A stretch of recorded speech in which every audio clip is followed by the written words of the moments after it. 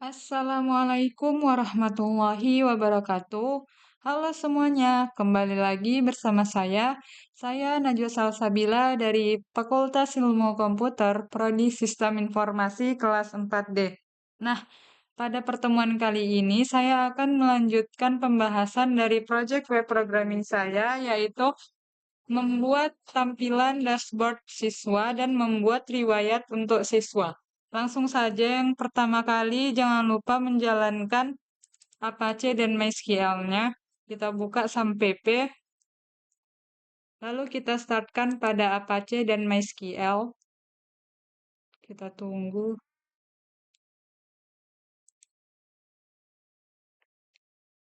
Lalu selanjutnya kita ketikkan ini Visual Studio Code. Kita buka.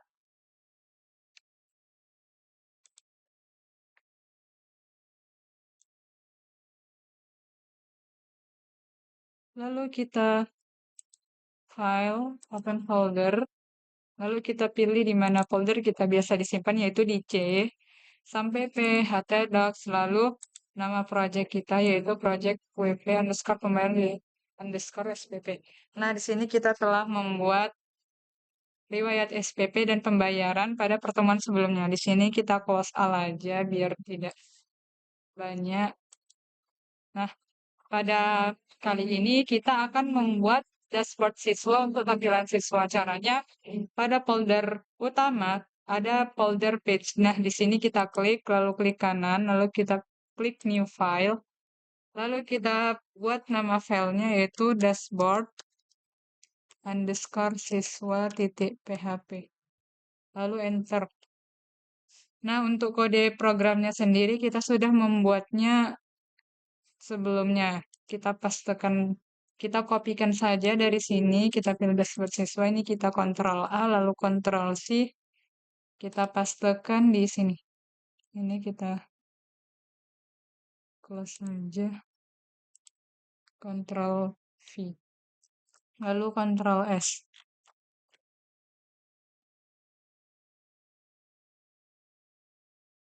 Nah, file dashboard underscore siswa titik php ini adalah halaman dashboard khusus untuk siswa di aplikasi manajemen SPP.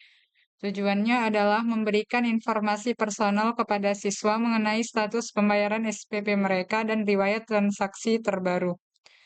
Nah, seperti biasa di sini ada pengaturan sesi dan keamanan akses atau autentikasi dan otorisasi.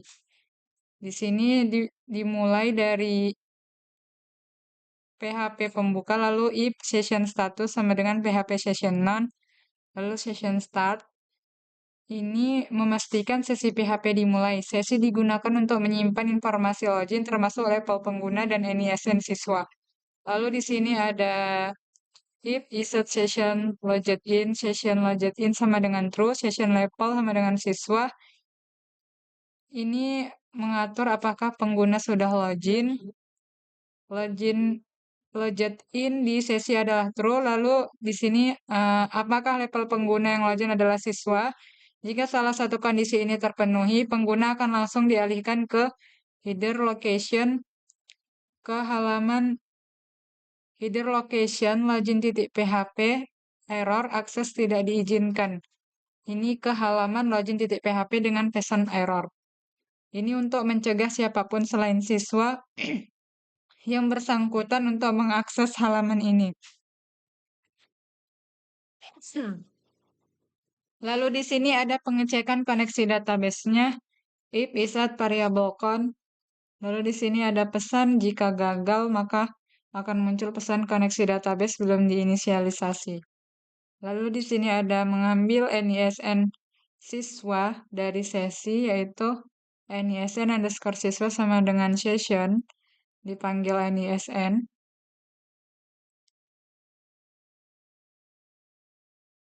NISN ini akan digunakan untuk mengambil data spesifik siswa dari database tersebut. Lalu di sini ada untuk pengambilan data SPP siswa, data underscore SPP underscore siswa, lalu tanda buka kurung kural seperti ini memuat array kosong untuk menyimpan data SPP. Lalu ada query SQL-nya, SQL underscore SPP underscore siswa. Query ini yang terdiri dari query ini select SPP tahun. Ini dari tabel SPP dan nominal. Ini ada college.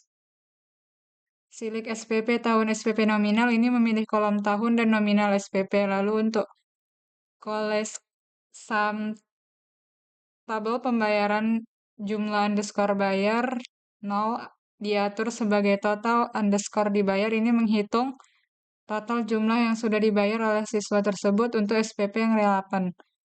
Lalu di sini ada collect sum tabel pembayaran jumlah underscore bayar 0 diatur sebagai sisa underscore bayar. Ini penting agar jika belum ada pembayaran sama sekali, hasil sum adalah 0. Nilainya menjadi 0, bukan 0. Lalu di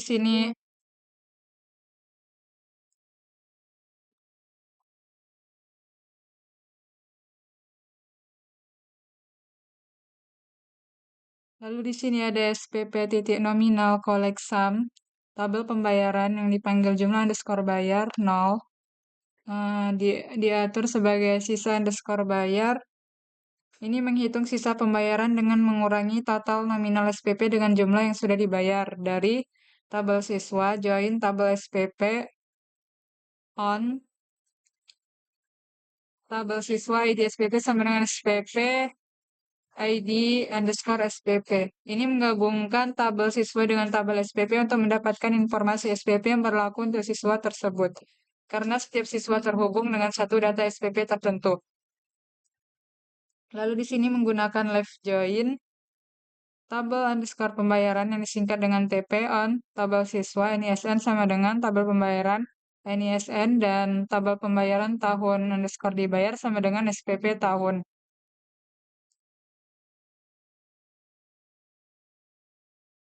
Ini adalah lab join yang krusial. Ini menggabungkan data pembayaran, tabel pembayaran dengan catatan SPP. Lab join ini memastikan bahwa data SPP siswa tetap ditampilkan meskipun siswa tersebut belum melakukan pembayaran sama sekali. Lalu ada kondisi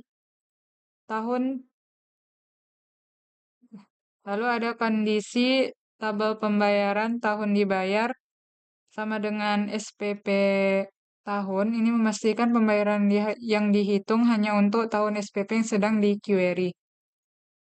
Where tabel siswa NISN sama dengan NISN underscore siswa. Ini untuk memastikan hanya data SPP dari siswa yang sedang login yang akan diambil. Lalu di sini di group by singkatan dari tabel SPP yang diambil ID underscore SPP. Ini mengelompokkan hasil berdasarkan ID SPP agar perhitungan sum dilakukan per data SPP. Biasanya per tahun SPP. Lalu limit 1. Ini diasumsikan satu siswa hanya memiliki satu data SPP aktif per waktu, sehingga hanya mengambil satu baris data. Lalu di sini ada memeriksa apakah query berhasil dan menghasilkan data. Jika iya, data diambil dan disimpan ke data underscore SPP underscore siswa. Jika tidak ada data, misalnya data SPP siswa belum diatur, maka variabel akan diisi dengan nilai default, N atau A atau 0. Lalu di sini ada pengambilan riwayat pembayaran siswa terbaru.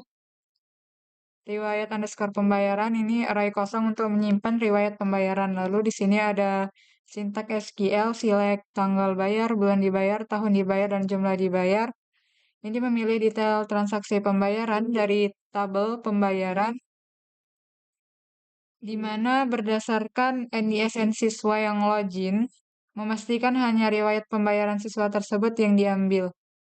Order by tanggal underscore bayar, ini mengurut tanggal underscore bayar descending, ini mengurutkan riwayat dari transaksi terbaru ke yang terlama, limit 5. Ini hanya menampilkan 5 transaksi pembayaran terbaru. Baru hasil query kemudian di loop. while, row sama dengan result, riwayat, page assoc, dan setiap baris transaksi tambahkan ke array riwayat underscore pembayaran. Lalu ini untuk bagian struktur tampilan dashboard siswanya. Di sini ada heading 1 untuk judul yaitu dashboard siswa. Lalu di sini ada untuk informasi SPP Anda tahun, misalnya entah tahun 2025. Lalu di sini juga ada riwayat pembayaran terbaru Anda. Dan di sini juga ada pesan untuk Anda belum memiliki riwayat pembayaran. Dan di sini juga ada tombol untuk lihat semua riwayat pembayaran.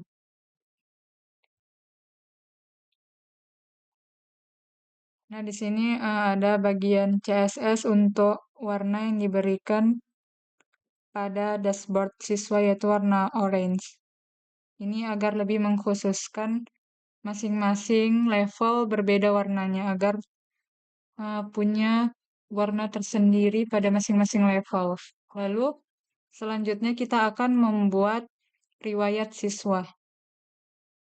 Caranya klik di folder page, lalu klik kanan, lalu new file. Kita buat nama filenya riwayat underscore siswa titik php, lalu enter. Nah, kita kopikan juga dari kode yang sudah kita buat sebelumnya.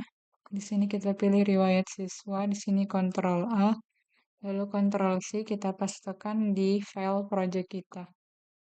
Ctrl V, lalu kita save.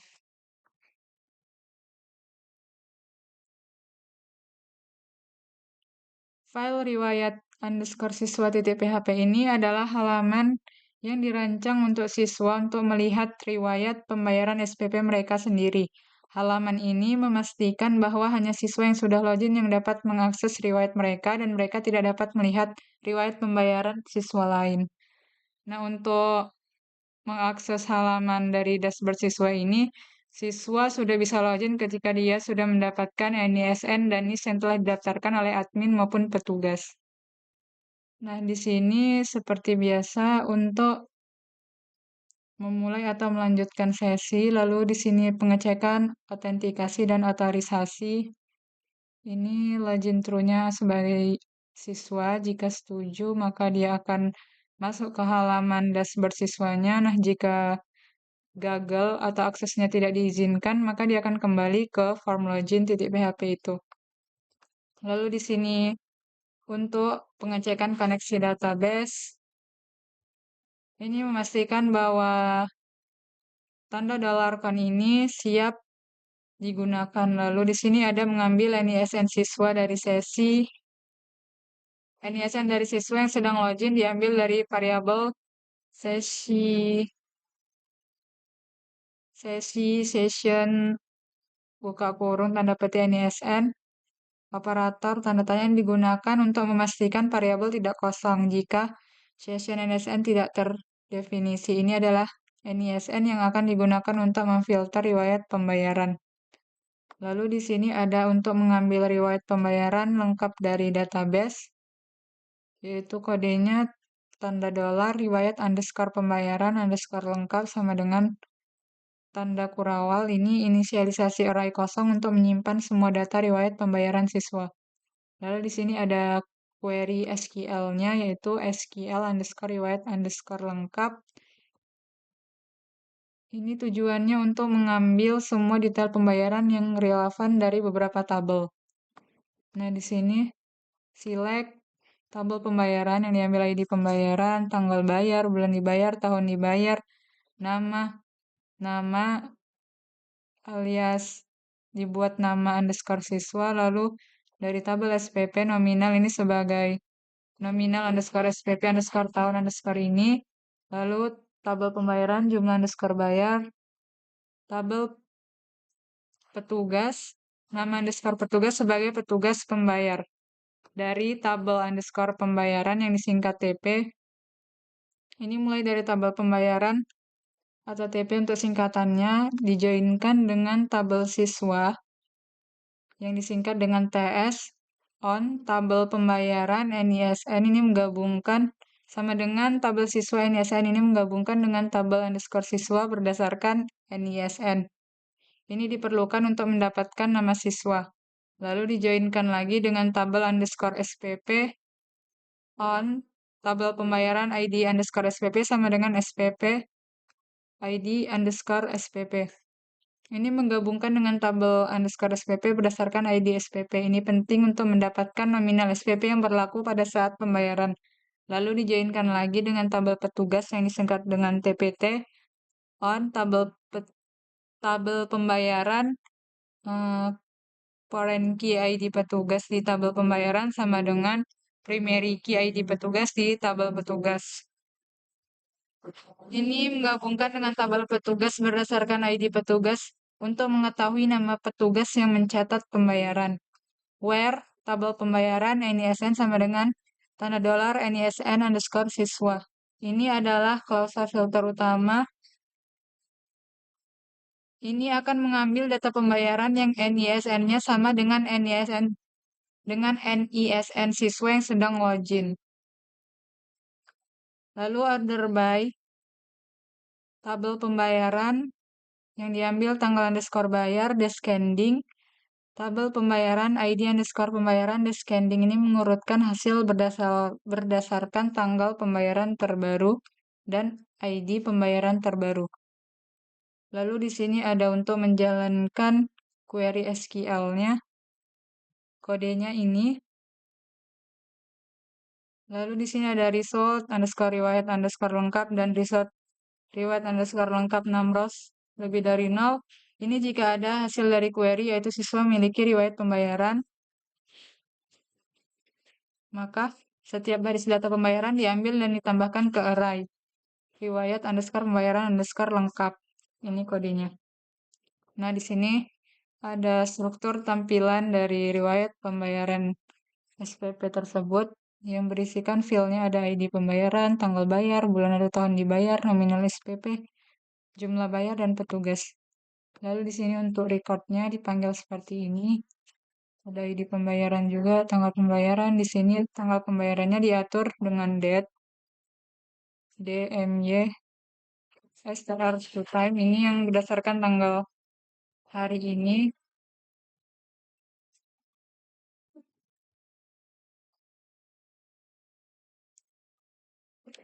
Ini memformat tanggal pembayaran agar lebih mudah dibaca. Lalu di sini juga ada number format. Ini untuk memformat angka SPP dan jumlah bayar menjadi format mata uang rupiah yang mudah dibaca nantinya. Lalu di sini jika tidak ada riwayat pembayaran, maka akan ditampilkan dengan pesan Anda belum memiliki riwayat pembayaran SPP. Nah, mari kita lihat dari proses dashboard siswa ini tampilannya gimana. Kita buka Chrome, lalu kita ketikkan servernya localhost, lalu nama project kita, project WP. Nah, ini langsung enter. Nah, di sini kita coba langsung ke login, kita pilih login siswa. Nah, sebelumnya kan kita udah ada mendaftarkan siswa. Dengan username-nya itu NISN, kita masukkan NISN-nya 2501, lalu untuk password-nya itu siswa. Itu 1001, lalu kita login. Nah, berikut ini adalah tampilan dari dashboard siswa itu sendiri yang telah didaftarkan pengguna ataupun admin. Nah, di sini ada terdiri dari header, di dalam header ada navbar, lalu di sini ada sidebar. Sidebarnya terdiri dari dashboard dan riwayat pembayaran saya. Lalu di sini ada tampilannya, tampilan dashboard dari siswa dan di sini ada footer. Nah, di sini bisa kita lihat riwayat pembayaran saya. Nah, di sini siswa sebagai Aira sudah pernah melakukan pembayaran tanggal bayar 30 Juni 2025, bulan dibayar Juni 2025. Lalu nominalnya 100, jumlah bayarnya 100, petugasnya salsabila. Di sini juga ada data tables yang bisa kita melakukan pencarian dengan mengetikkan kata kunci yang akan kita cari. Berhubung ini cuma satu, jadi tidak perlu kita tes. Nah, kita ke dashboard lagi. Di sini juga bisa melihat riwayatnya. Dari sini kita klik saja. Nah, ini akan muncul. Nah, seperti inilah tampilan dari dashboard untuk siswa. Jika terdapat kekurangan ataupun kesalahan dalam penjelasan saya mohon maaf. Nah, sebelumnya untuk si siswa juga bisa melakukan logout dan ini nanti akan keluar ke halaman utama. Nah, sekianlah penjelasan dari saya. Jika terdapat kesalahan ataupun kekurangan dalam penjelasan saya mohon maaf. Saya akhiri.